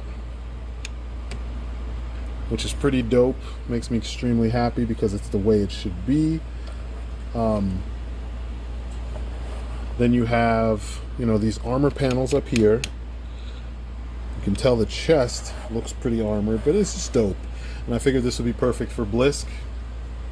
And he's a similar class to the God of War 86, aka Perseus for Fenris Company. This is the Titan that I rebuilt, and I put our AI partner Perseus in there. But oh, I forgot to mention, so something with the steel bone mech that I didn't like. I love the hammer, right? Hammer is dope. The idea of a battle hammer or a war hammer is just perfect, but he didn't have a gun outside of this. You had to essentially parts form this and then put it on his person so that he could have a gun. And for me, I was like, I don't know that I want to do that. You know what I mean? Like, I want my mech to have, I don't know, just, I want him to have a gun, and I want the hammer to be his other weapon. So I haven't changed anything with this. I don't take it apart. Most of the time I will have it somewhere on the mech itself, like right there. Fits perfectly, so you can have it on his person or on his body. You could disassemble it a little bit and then find another spot to have it hang. You could just have it resting on the thrusters, which doesn't seem like a very secure idea. I've seen people do different things. I prefer to just have it hang off of the mech's connection points and then, you know, move it out of the way like it's on a pneumatic arm or something, and just have him trunch, you know, just walking around all heavy and shit. It just looks better to me. It's more interesting. You can connect this thing if you take off these guns. I could put it, or guns, the pauldrons. Jesus Christ. Making a mess here of my my review, which sucks, because that was not my goal. But you can take off the pauldron, one pauldron, take off the handle, the lower handle, and then just position it on the mech in different places. You can either position it up here on the shoulder, and then you have a shoulder cannon, which is pretty cool. It's not bad at all. It's a little much, gets in the way when he runs and stuff. And you also will have to make sure that you bend the armor out of the way, because the armor is on a hinge. Or you could take that whole armor plate off on this arm so that you can allow that to do what it does. Or you can move this up and then aim the gun that way. But you see the versatility of these steel bone mechs. I plan to get a couple more because they're perfect. It's like the perfect blend of, you know, mech design and then personalization. You can do whatever you want to make this thing a little bit more badass, and it fits perfectly. And like I was saying, these pieces up here shield the windows. I don't know if you can see that from the side, and I will use my pointer so you can see right there. That's transparent, and there's a little window in there. Actually, I can move closer so you, I'm doing too much, all this turning and moving. That's probably one of the other things I don't like. The few things. There's no lip on the hinges, that the pegs that connect to some spots. So things can just, if you move them too much, they just slide out. I don't know if you can see that here. Let me see if I get up a little bit closer. Let's look at you over here. Yeah, do you see that? There's like, there are divots in the peg, but there's no lip per se at the end of the peg, so that once you get it in the spot that you want it, it'll click, you know? It just kind of sits in there. It's a stress point, you know? So, let's get up here so we can see a little bit better. Move in on it. See the transparent areas? It's all cockpit. And you can actually shield that with these pieces up here, as you can see on the other side. So you see that? this piece right here is shielding the window from oncoming fire from the sides. And now, as far as I know, this isn't built. It kind of reminds me of an ogre from Titanfall, but this was not created directly based on anything. This is one of the newer generation mechs, current generation mechs that or Titans, that it's Joytoy's own design, where they went in their own direction, because I want to say that at some point they got in trouble for how closely their designs were imitating Titanfall. That was becoming a no-no area. And you know that in other parts of the world, copyright law is not as hardcore as it is here in the US, so they had free reign to kind of get away with that sort of thing until, I want to say, somebody pointed it out. And you know, in recent years, a lot of American companies have been going after Chinese companies and, you know, third parties in general, because of breach of copyright, which, you know, unfortunately it is within their rights. It is an area that you got to be careful about, because, you know, you don't want someone to copy off of your intellectual property, so, you know, you got to be careful about doing that to others. Being inspired by is one thing, but just straight up jacking other people's stuff, that's a whole nother thing. But, you know, Joytoy always straddled the fence with that, because they always put their own little spin on whatever they did. Now, this here is one of the mechs, the first mechs I ever saw. And he is so dope looking. He reminds me of something straight out of Tech Romancer, or what was that other game? Not Tech Romancer. Jesus, why is my mind blocking out? Virtual On. He just looks like a super robot, and I love it. But anyway, this guy was the first one I ever saw, and I wanted him. And for a long time I couldn't get him, so thanks to Action Figure Addict 112, he bought him. It didn't work for him. He had some issues. This guy is a little problematic in areas. Like, he's got a stiff joint going forward and back, but it's not super stiff, at least not on this leg, going, you know, laterally, which is strange. And then there's other things, you know, that it just, for such an old figure, because this is one of the first generation Knights, Steel Knights. He has some weird things, but I think he had issues with one of the arms was broken from the seller he bought it from. So he called Joytoy, and this is something I wanted to mention, and I may have mentioned it in the first part, but I'm going to reiterate this, because this is our happy place. This is where we go to kind of forget about all the bullshit that the real world kind of hands us. You know, we have to, in our jobs, we have to take shit from people. We have to, you know, kind of eat the stress, you know? And when I say eat the stress, I just mean the way you would eat a punch. You just take it. When we come to sit down and play with our toys and just be a big kid, it shouldn't be stressful. You know what I mean? Joints should move where we want them to move, when we want to move them. They should not be dropping on their own. The toys should be able to stand up to our level of play. I mean, we are adults. We're not going to bang them together the same way that our children would. So if you get one of these figures and you spend whatever it costs, you don't want to have broken joints. So he had a broken hand. And these hands are slightly different. You can tell, I think this is the newer hand. But he called Joytoy. At first they didn't know what he was talking about. They said they didn't carry the mech because this is such an old mech.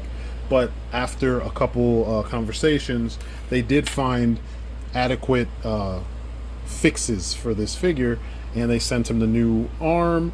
They sent him like a replacement hand, I'm sorry, and a bunch of figures, you know, including this guy over here. And he gave those to me when I bought this figure, this Titan, off of him. So, you know, Joytoy takes care of their people.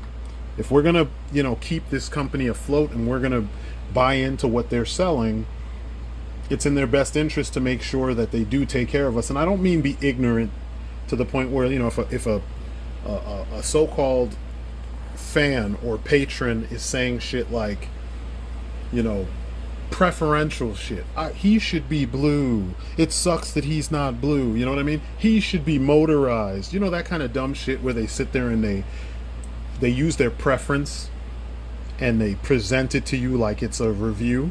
You know what I mean? Like it's a logical preference, or it's a logical thing that everyone needs. That's bullshit. You know what I mean? Like, that's not a good critique. It's not constructive criticism. It's your preference. If you want him to be blue, now that you own him, repaint him. You know what I'm saying? The way that this figure looks on its own objectively works. He looks battle ready. He has some wear painted in certain areas, and I'll get up close so you can see what I'm talking about. Look at that on his shoulder. You see all that, the scratches, and even on his chest on the white areas. There's that light wash that gives you the idea of dirt. You can see it in between the joints all going around here and stuff. It's subtle. It's not that ridiculous black wash that you get even on the swords. You can see it. It's not that ridiculous American black wash that we get on everything. Like, look at this on the rocket launcher. You can see the same deal. And these joints are tight on this rocket launcher. I love it. Just look at that. It's perfect. So, you know, the company has a responsibility to listen to what we have to say so that they understand where we're coming from. And if we have something constructive to say, they should follow and listen. If we call them and say, you know, a figure broke when we were doing something simple, I mean, like, look at this. I'm gonna show you this, and then you tell me if this isn't something they should watch out for, which wasn't necessarily a problem on Pongu back there, and it wasn't a problem on Takeway, and it wasn't a problem definitely on the newest mech that I got, which is the steel bone. But look, listen to this. You see how much effort I had to do just to get it to go? Yet the outward and inward, no problem. No ratchets. Now this needs ratchets. I think it does on the other side. Yeah, it has some softer ratchets. This side, the ratchets are just completely gone. So, like, this leg is wobbly, and this mech isn't very heavy, but it's heavy enough that with that loose leg, it could just slide, you know what I mean, over time, depending on how you pose him. Luckily, I know how to pose my figures and, you know, kind of disperse the weight so that it doesn't just fall down and it has a solid stance, like so. Feet are flat. But, you know, you hear a lot, like, and I had to leave some of the groups because this shit was getting on my nerves. A lot of the groups, they bitch and moan and complain about stupid stuff, and some of these guys got meat hands like a motherfucker, you know? They're breaking the figure because they're doing things that you can clearly see that the joints will not allow. And then they get on all these different sites and they complain about the quality of a thing that they broke with their freaking meat hands. It's different when it's your fault. You know what I mean? Like, Joytoy makes a quality product. This isn't one of those things where it's just not well done. They make quality stuff. So for people to be meat handing up these quality figures and then complaining that they're poorly done, that's bullshit. It's complete and utter bullshit, and it shouldn't be a thing. So I don't know. I like this figure. I think it's well done. It does have some faults, you know. It needs, the joints need to be redone. I hope they release this. Now there's there are a couple mechs, and I don't remember their names. They're in a 2-pack that costs like $200. It comes with about 5 or 6 127 scale or 124 scale soldiers. They look good. I can't remember if they're called Feng Lin. I don't remember, but anyway, they have a similar build to this. So maybe that would be worth looking at, or maybe that 2-pack is the Zeus mechs. I can't remember. The double knife. I have to look back. There's certain ones that I've never seen them for a good enough price that I just was like, fuck this. I'm not even gonna look at it. I'm just gonna pretend like it doesn't exist because I know what my budget is, and I'm not spending $200 on toys like that. You know what I'm saying? Like, it's not reasonable. If they were, I don't know, 150 together, I'd be like, okay, that makes sense. Or even 160, I'd be like, okay. Or maybe 120. We can go a little bit lower and be realistic. Because, I mean, honestly, none of them are that different in construction. Some of them are as light as the smaller figures, you know what I mean? Or maybe like 2 figures. They're about the weight of 2 or 3 figures. So, you know, trying to make me spend $100 on this shit because it's a secondary seller, it's bullshit, and I don't like that. But weapons, he has the swords, and he has them on these cool arms. And these arms, man, these things are great.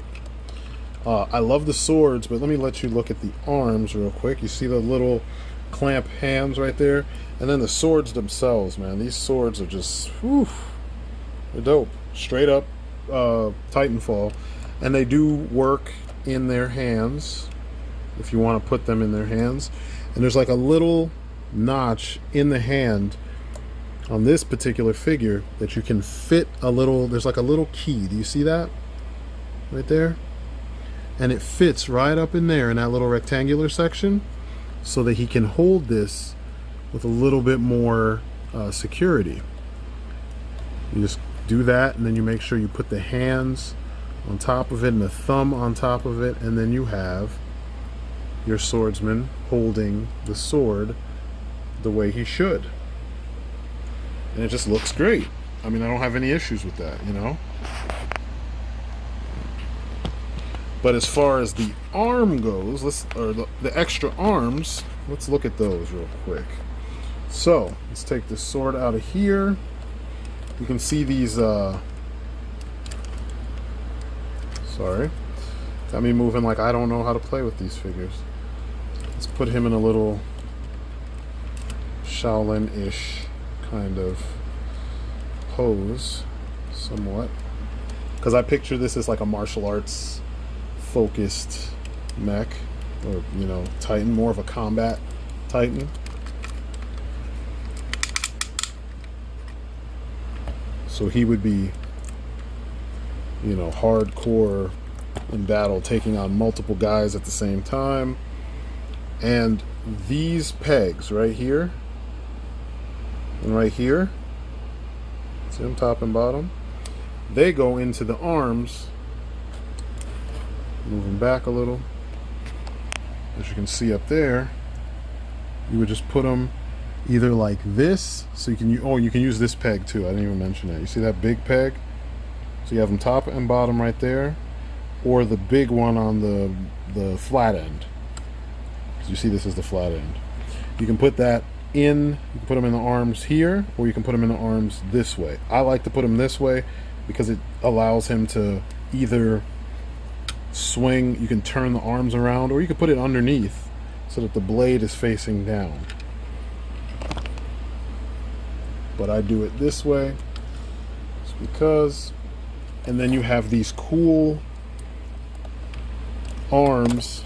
Jesus Christ, man, I am fucking up for no reason. Oof. So you have these cool arms on this hinge system. You see this? So you can go all the way back here, and then you can have the arms bend forward like this, or you can just have them move up so that they can bend down. You see that? So he gets a lot of range with this stuff, you know? And it looks good. It looks real good. And then you can even point them sideways. I gotta put the rocket launcher down. But you could point them sideways like so, if you want to. Either way, backwards, see that, or forwards, see that? So it gives you a lot of options when trying to decide how to attack, and I love it. I love it. It looks so good. I mean, look at that.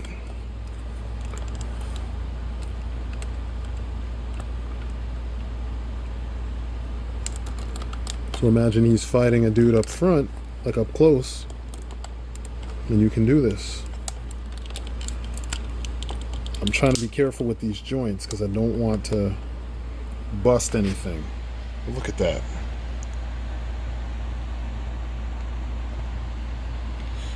I mean, this shit, it's a different level, you know? Different level. I've been wanting this kind of stuff for years, man. For years. Just from just my geek heart. Forget being a collector. I wanted these things so I could play with them. And this is how I wanted it since I was little, because, you know, this is pretty awesome to me. This is like stuff that I want to play with. But you can see he's got that whole aesthetic. Look at that single red eye right there. So dope. And even that's on a hinge. A ball joint, so you can move that around. It's deep in there though, so you're gonna have to work if you have big hands, but as you can see, I was able to turn it. It's over here. I like to pretend that where he turns, that's where the arms go. It's just so good. Oh my god. But yeah, dual blade swordsman, super dope, well worth it. I'm glad I was able to get him for a reasonable price. Thank you, Action Figure Addict 112. That's the true meaning of community right there. When somebody helps you out with something you're looking for, and it wasn't necessarily like a problem. You know what I mean? A lot of times people act like it's an issue for folks to help you out, you know? And even though I talk about having those things that you collect that you don't necessarily share with everybody, you know, from time to time, it's nice to help out your fellow collectors, because we all can use some help sometimes, you know. Just imagine that he's jumping or he's sliding, thrusters on the back, because he's got some big areas for thrusters, ammunition, batteries, etc. He's jumping, or he's one of those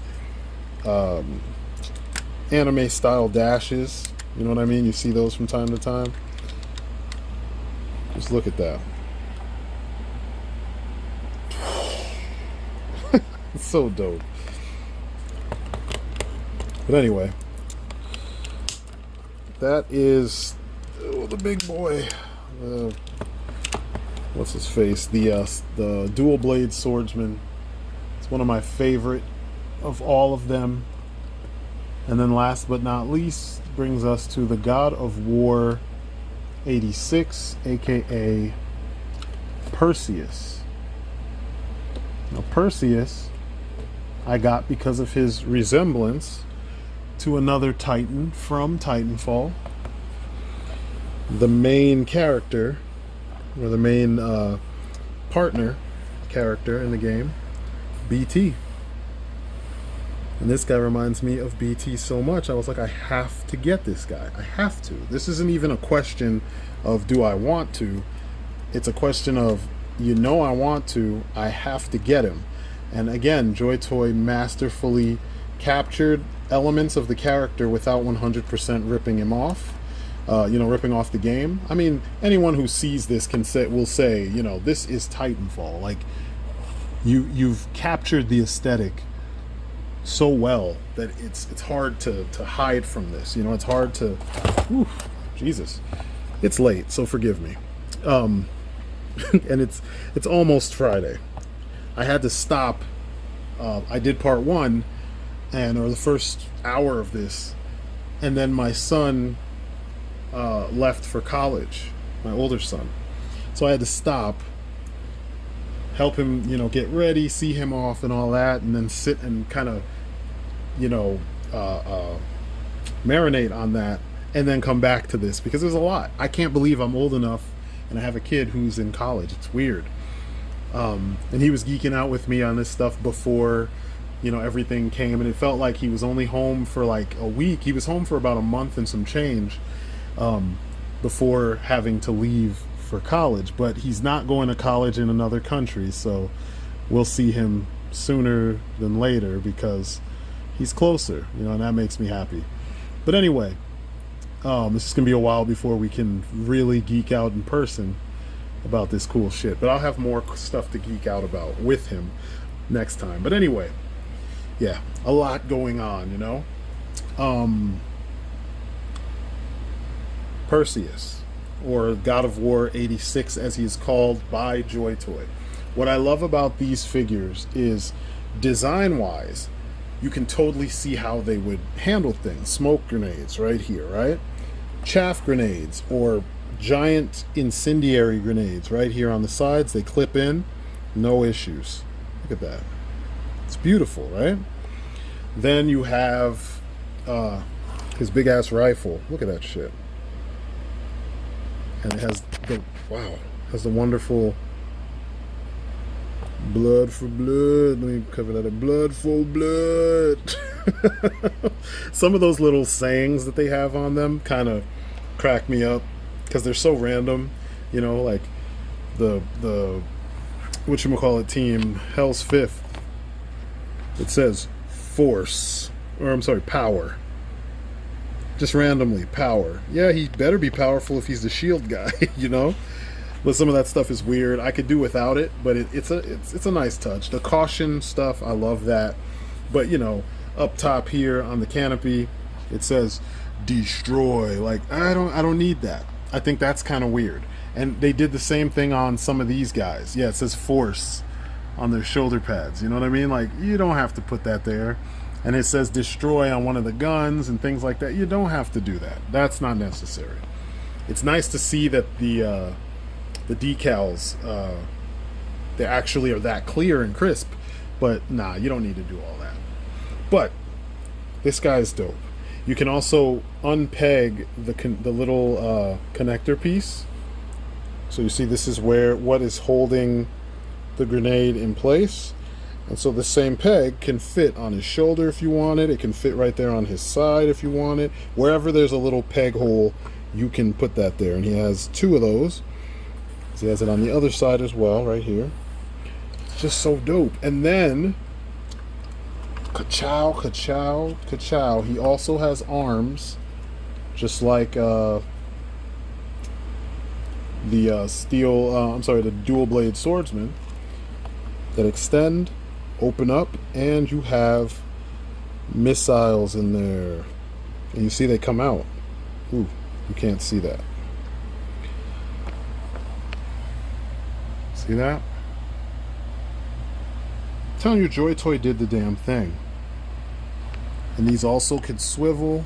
You have to put this system together. The swivel is up here. And they keep on bending so that they can hide behind the back of your mech or your Titan. I love it. He has the two different heads, or the head and then the sensor. That is the sensor up there. Down here, almost in the chest cavity type deal, there is the actual face with the main camera. I think the top camera would be the one that the pilot sees out of, and this is what the mech itself, the Titan, sees out of. It's pretty dope. It's pretty dope. I was impressed when I saw all this stuff. Oh, another cool thing. These rockets up here, so the rockets can come out. As you see, these big ass shells. And look at how big the shells are in comparison to a actual, I don't even know what just fell. Whatever, I'll look for it later. I have too much crap on my table is what it is. I'm probably going to end up stepping on something. But anyway, let's see how big these shells are compared to one of these 1/18th scale dudes. And then it really helps you see why I'm so like into this, and why it's like my brain is like, yep, this is where we're going. Look at that. That's a big ass shell. That shell is almost the size of the head of this figure. It's a little bit bigger, or longer, I should say. But it's perfect. You know, you understand how big it is. Then another thing is, let me put this back inside, and let me show you what else you can do. Give me just a couple seconds. Move him back a little bit. And then, check this out. It's details like this that make me extra proud to be spending my money and my time on this line. So, if Weaponsmith is in a bind, needs something heavy to, you know, get at the enemy with, you can just grab this, and let me turn that up a little so you can see. There you go. And then you open up the little cap, little cover, and there you go. You can fire out his shell. Sorry about that. So you'd be like, you could do one of those slow-mo tracking shots where it's like, well, that looks terrible. It's all crooked. You aim it directly at the screen, like,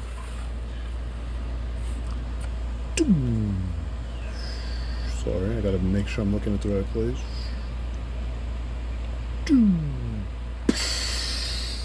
It's just dope, man.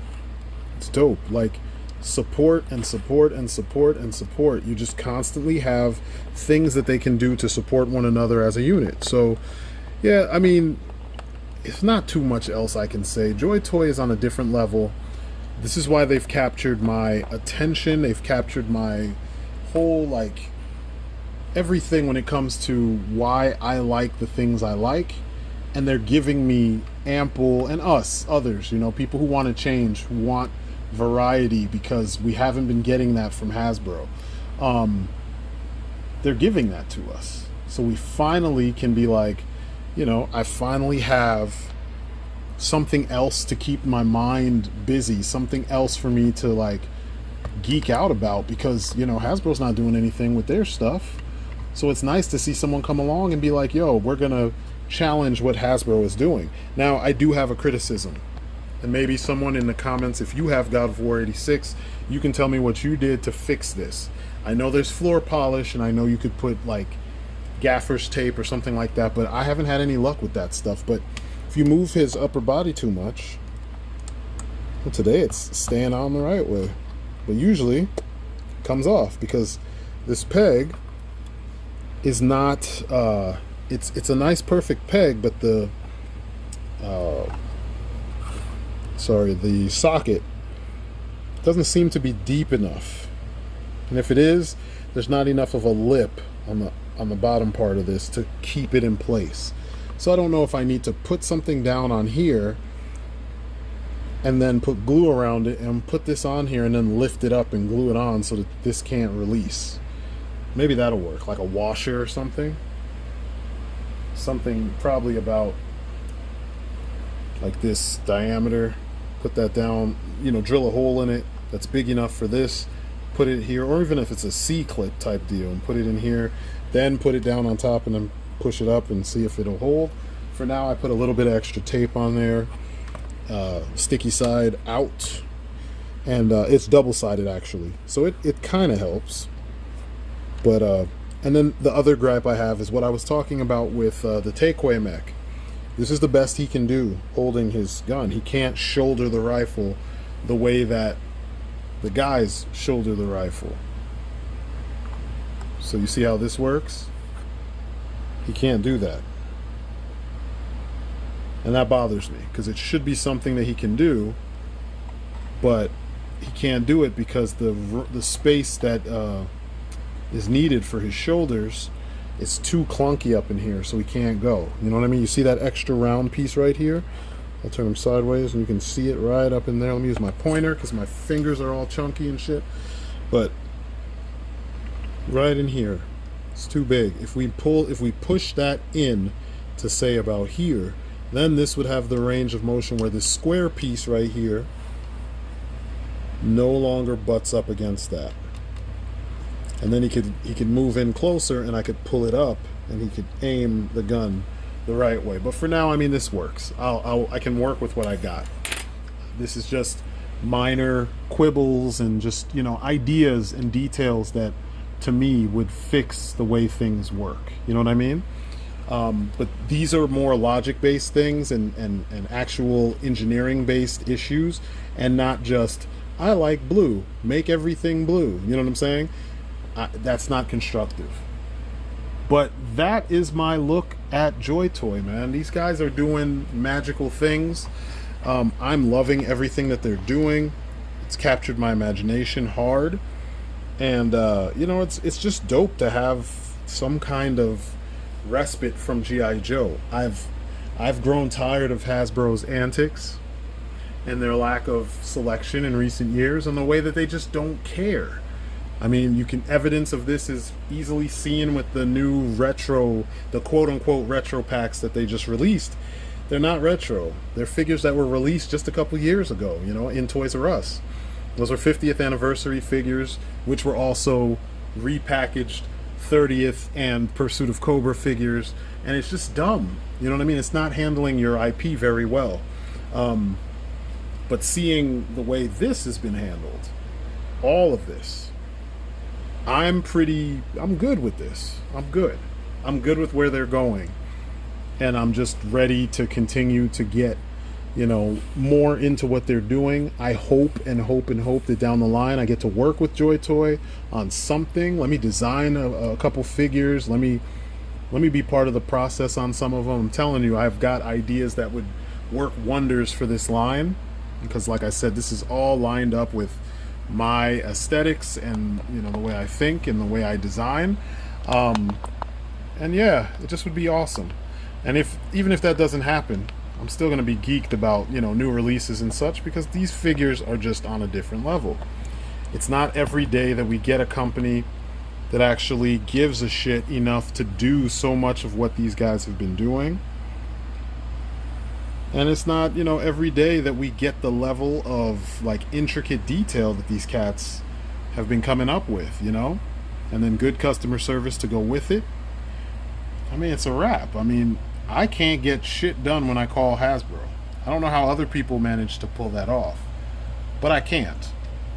I've only spoken to them a handful of times. Sometimes the reply is kind of slow, but you'll get your reply, and they'll give you some kind of answer to the questions that you may be asking, and that's all I'm asking for. Just let me know what I'm supposed to be doing or what you guys are doing about a thing, and yeah, I can go from there. Like I saw ODC ask them about the release date for the skeletons, the Grim Reaper squad. I asked about that too, but he got an answer right before I did. I think he private messaged them to ask the question, and they answered him. So, you know, that's the kind of stuff that you look for. Just simple stuff, you know. What's going on? What can I look forward to? Is this thing happening? And they let you know. So, you know, props to Joytoy. I'm glad you guys came along and started doing what you're doing. It's really made me happy over the last couple years that I've been collecting your stuff. And it didn't take very much to pull my arm to get me into your universe. I mean, this stuff is stellar. It's more than I could have been expecting, better than, you know, what I thought I was going to get from you guys, and I'm just glad you guys are here doing what you're doing. So much so that I could rant for almost 2 hours about all this stuff, because I want people to have a full idea of just how amazing this company is. And when you see this and you see all of what you get with Joytoy and all of the things that, you know, I've mentioned, ODC has mentioned, and, you know, a couple other guys have mentioned in a more boring kind of way, but they've mentioned it because they're enjoying this stuff. This is quality. This is what we've been asking for from Hasbro, and we just haven't been getting it. So anyway, that is my look at Joytoy, my little discussion about Joytoy, and that's my story, and I'm sticking to it. These guys are amazing. I need to shout from the rooftops to let you guys know, and for those of you already in the know, let's just continue to support them, and you know, they'll continue to provide us with quality action figures that are worth the money and our time. As usual, that's my story, and I'm sticking to it. And as usual, you guys have been great. Thanks for sticking with me through this long ass video, and I think I might just release it in 2 parts, but thanks for sticking with me through this whole video series, and yeah, that's it for me. You guys have been great. Peace outside.